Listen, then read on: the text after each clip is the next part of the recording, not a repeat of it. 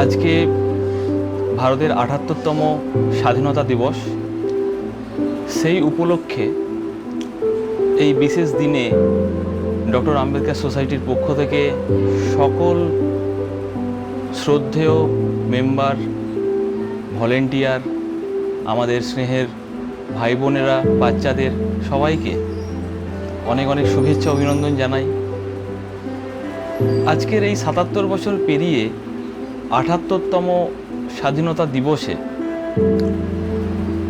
আমার একটাই বক্তব্য যে যারা এই স্বাধীনতা দিবসের মতো দিনে, শুভ দিনে আমাদেরকে এই স্বাধীনতা এনে দিয়েছেন, যে মহান বলিদানের মাধ্যমে তারা নিজেদের সর্বস্ব দিয়ে আজকে আমাদের এই দিনটি এনেছেন, তাদেরকে আমরা নতজানুভাবে প্রণাম জানাই, শ্রদ্ধা জানাই, ভক্তি জানাই।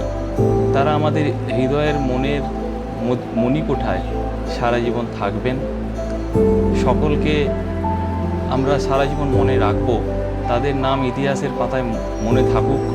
আমরা তাদের যেন কোনোদিন ভুলে না যাই, তারা যেন সকলে ভালো থাকে। এবং আমাদের সংস্থার পক্ষ থেকে সকলকে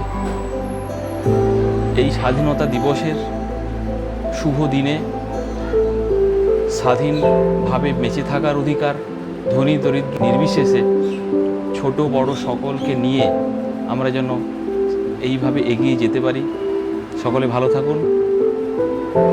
জয় হিন্দ, বন্দে মাতরম।